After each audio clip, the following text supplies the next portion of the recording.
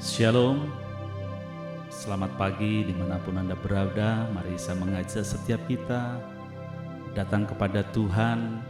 Kita mau mempersembahkan korban pujian bagi Allah kita. Mari siapkan hati kita untuk bersama-sama meninggikan dan menyembah Tuhan.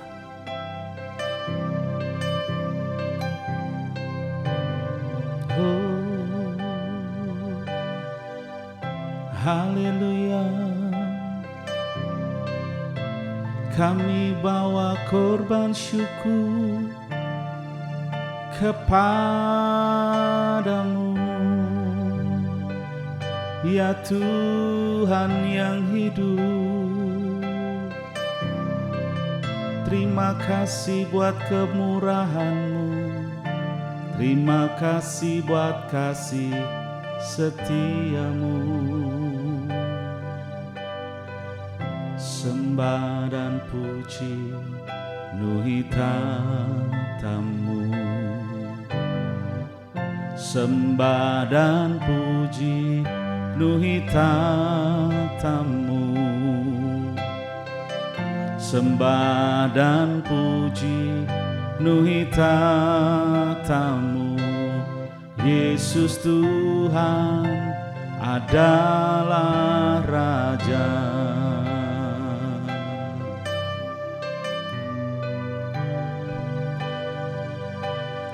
Yesus kami puja, kami sembah sebagai Raja.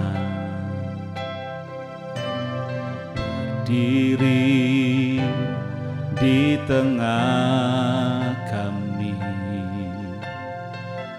ditinggikan dan dipuji. Yesus kami puja, kami sembah sebagai Raja. Berdiri di tengah kami, ditinggikan dan dipuji.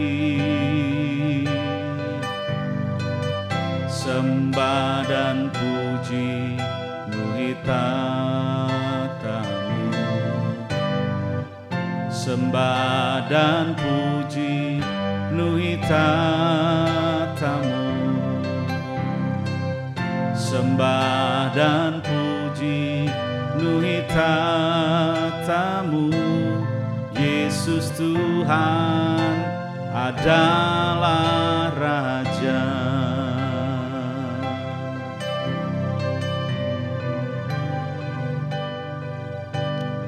Yesus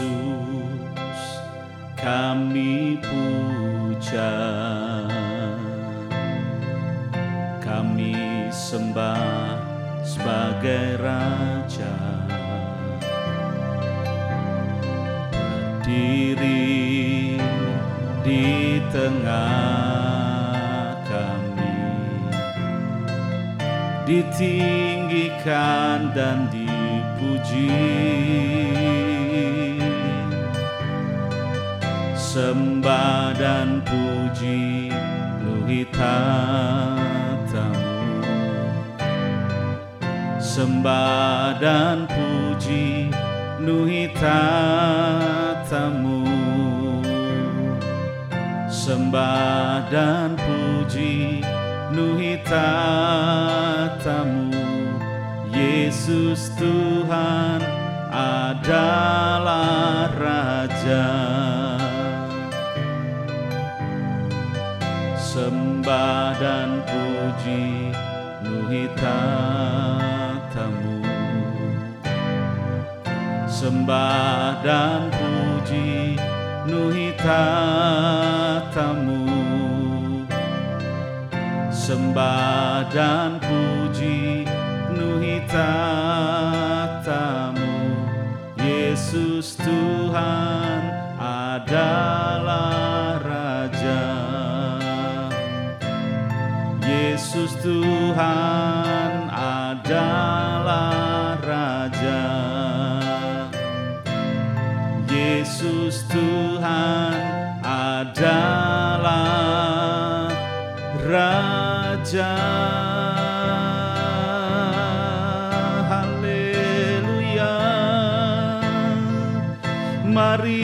sembah Tuhan, tinggikan namanya, haleluya. Engkau yang layak disembah, Engkau yang layak disanjung, Engkau yang layak dimuliakan selamanya.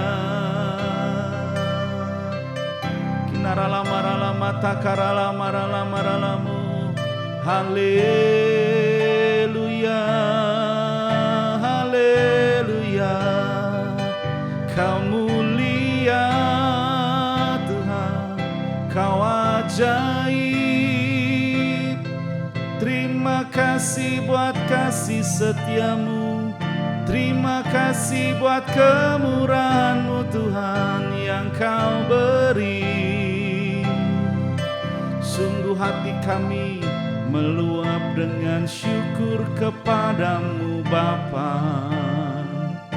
Haleluya, inilah yang ku renungkan setiap waktu.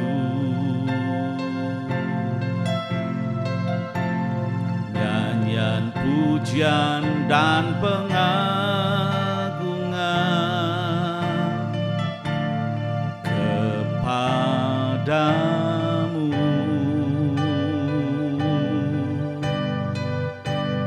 biarlah manis Kau dengar Tuhan, manis Kau dengar Tuhan, dan hatiku bersuka karena-Mu. Bapa, sungguh kami mengucap syukur buat kebaikan Tuhan. Kami boleh ada sebagaimana kami ada, kami percaya itu karena kemurahan, karena kasih setia Tuhan yang selalu ada bagi kami. Saat ini kami rindu belajar akan firman-Mu. Tuhan, urapi setiap kami sehingga setiap kami boleh mengerti akan kehendak, akan rancangan-Mu dalam kehidupan kami. Dan biarlah melalui pengurapan itu kami dimampukan untuk kami boleh menjadi orang-orang yang melakukan firman Tuhan, sehingga hidup kami semakin diubahkan ke arah Kristus dan nama Yesus semakin dipermuliakan. Dalam nama Tuhan Yesus kami berdoa dan mengucap syukur. Haleluya, amin. Haleluya. Mari hari ini kita akan belajar bersama-sama masih di tema di bulan Juli ini mengenai integritas orang percaya. Saudara dikasih Tuhan, kita ini hidup di tengah-tengah zaman yang serba tidak menentu, di mana keadaan di sekitar kita itu senantiasa mengalami perubahan yang begitu cepat, dan kadang perubahan itu bukan perubahan yang ke arah semakin baik, tetapi seringkali kita banyak mendengar, banyak melihat ada begitu banyak perubahan, ada begitu banyak hal yang terjadi di sekitar kita, dan kadang-kadang apa yang kita saksikan, apa yang terjadi di sekitar kita itu semakin buruk keadaannya. Saudara dikasih Tuhan, kalau hari ini kita akan belajar mengenai integritas, ternyata kalau kita mengikuti berita-berita hari ini, nilai daripada integritas itu mengalami sebuah kemerosotan. Buktinya apa? Ya, kita seringkali mendengar di dalam berita bahwa ada begitu banyak kejadian, contohnya mengenai korupsi yang begitu marak, korupsi yang begitu luar biasa, ya. Kemudian kasus-kasus korupsi yang hari-hari terbongkar juga cukup sangat-sangat memprihatinkan bagi setiap kita, ya. Bahkan kalau kita mendengar hari-hari ini berita yang terjadi, ya ada sebuah kasus pembunuhan yang terjadi 8 tahun lalu. Kalau saya mengikuti berita ini saudara, kayaknya nggak ada pangkal dan ujungnya. Karena apa? Sampai hari ini sebenarnya siapa yang membunuh daripada orang yang dibunuh itu di sebuah kota itu belum jelas, dan kita melihat perkembangan mengenai kasus ini pun juga cukup membingungkan. Bahkan kalau kita mendengar hari-hari ini ada sebuah kejadian yang menyinggung mengenai sebuah institusi gereja di mana ada seorang hamba Tuhan yang cukup berpengaruh, ya, ini antara benar dan tidak, tetapi diserang habis-habisan mengenai integritas di dalam keuangannya. Ya, bahkan di gereja seringkali terjadi permasalahan-permasalahan, contohnya terjadi permasalahan-permasalahan yang berhubungan dengan keuangan, kekuasaan dan sebagainya, yang menjadi sebuah pertanyaan, apakah juga di lingkungan gereja nilai daripada integritas sedang mengalami sebuah penurunan. Untuk itu mari hari ini saya mengajak setiap kita merenungkan, introspeksi diri kita. Apakah kita juga sedang mengalami penurunan integritas, atau hari-hari ini kita sedang berupaya menjadi pribadi yang benar dalam kehidupan kita. Saudara, definisi daripada integritas mungkin sudah sering kali kita dengarkan. Tapi akan saya ulangi lagi, saya akan ambil sebuah kesimpulan bahwa integritas itu adalah apa yang dipikirkan, apa yang diucapkan, dan apa yang dilakukan yang tentunya sesuai dengan norma-norma yang berlaku, yang sesuai dengan kebenaran, ya, itu sama. Jadi apa yang dipikirkan, apa yang diucapkan, apa yang dilakukan itu sama. Dan orang yang berintegritas artinya ketika dia sendirian atau ketika dia mungkin bersama-sama di dalam masyarakat pun, orang yang punya integritas itu tampilannya adalah sama. Dan hari ini kita akan belajar dari seorang pribadi yang sangat saya kagumi, dari seorang pribadi yang begitu luar biasa. Siapakah dia? Dia adalah Tuhan kita Yesus Kristus.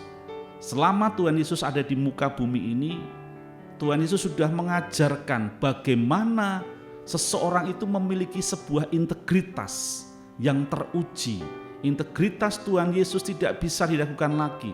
Dan ini menjadi contoh yang patut kita teladani dalam kehidupan kita. Sehingga kita pun orang-orang yang percaya, yang mengikuti Kristus benar-benar mengalami sebuah kehidupan di mana hidup kita bernilai. Hidup kita memiliki integritas yang semakin hari semakin baik. Hidup kita hidup di dalam sebuah kebenaran sesuai dengan firman Tuhan.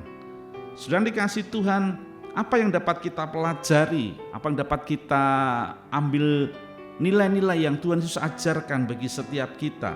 Yang pertama saudara, bahwa Tuhan Yesus itu menunjukkan kasih yang besar. Bahkan kepada musuh pun Tuhan Yesus mengajarkan untuk apa? Untuk mengampuni. Ya. Contoh yang sering kali kita dengar, ya. Orang bisa mengampuni itu ketika mungkin orangnya baik sama kita. Kita mungkin bisa mengampuni ketika orang itu mungkin masih family atau gimana. Tapi satu hal, Tuhan Yesus tidak memandang bulu. Bahkan dikatakan kita harus mengampuni musuh, kita harus mengampuni orang-orang yang berbuat jahat kepada kita.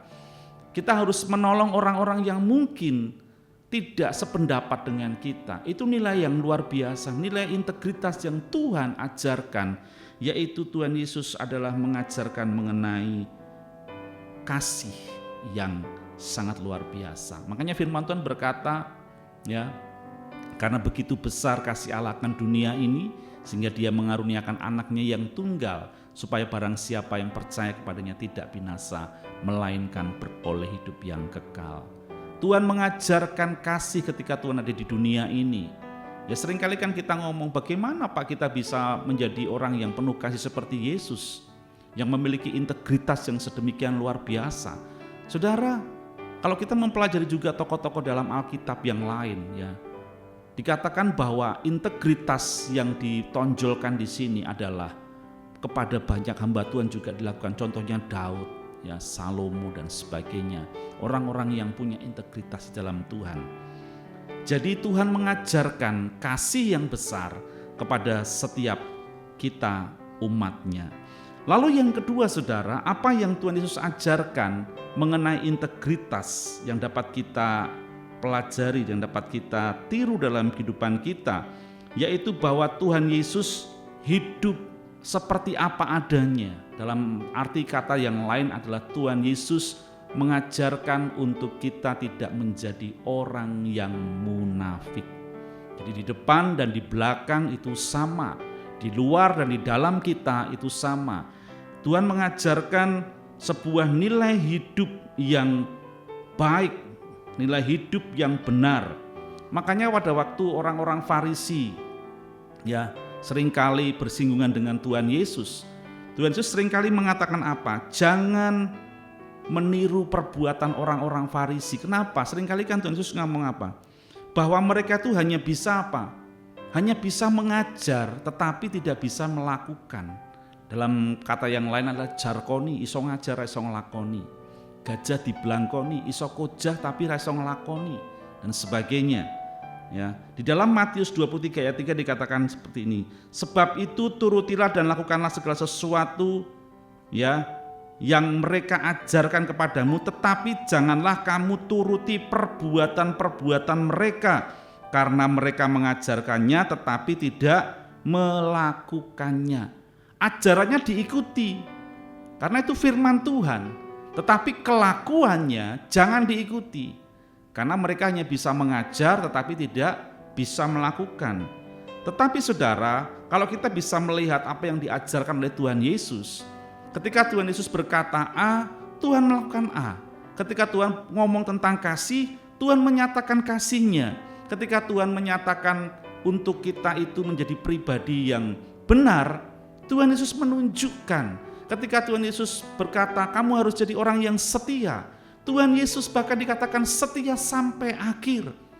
Ketika Tuhan Yesus mengatakan kita harus taat kepada firman Tuhan, taat kepada Tuhan, maka Tuhan Yesus juga memberikan contoh, dia taat sampai mati.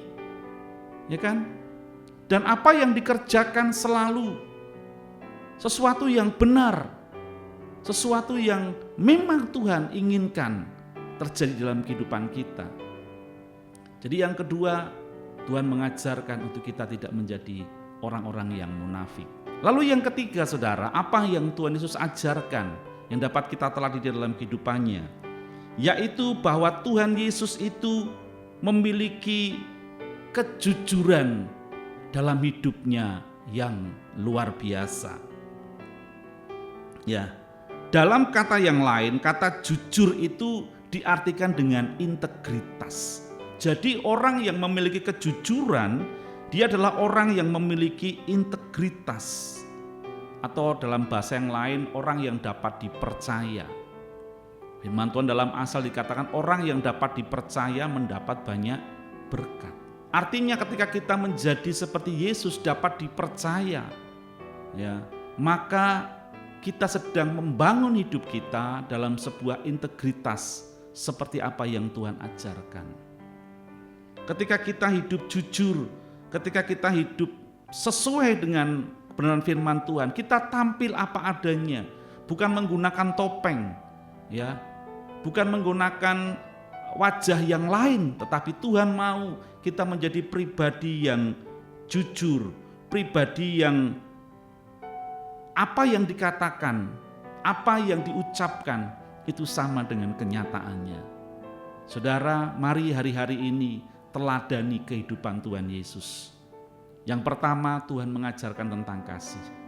Yang kedua, Tuhan mengajarkan untuk kita bisa menjadi orang yang tidak munafik. Dan yang ketiga, Tuhan Yesus mengajarkan supaya setiap kita menjadi orang-orang yang jujur, apa adanya. Kalau A katakan A, kalau B katakan B. Karena firman Tuhan katakan jika iya katakan ya, jika tidak katakan tidak. Selebihnya adalah dari si jahat. Jangan sampai kita jadi orang-orang yang dikatakan punya selebihnya itu. Tapi biarlah kita menjadi pribadi-pribadi yang berintegritas. Saya percaya saudara, kalau selama sebulan ini kita belajar mengenai integritas. Ada integritas Yusuf, integritas Musa, integritas Daniel, Sadrah, Mesakh, Abednego dan lainnya yang dipakai Tuhan secara luar biasa.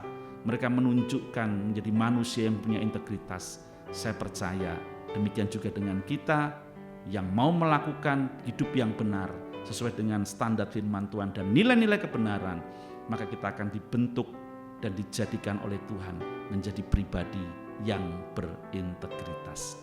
Demikian firman Tuhan hari ini, biarlah menjadi kekuatan bagi setiap kita dimanapun berada, dan Tuhan Yesus selalu memberkati kita. Haleluya, amin.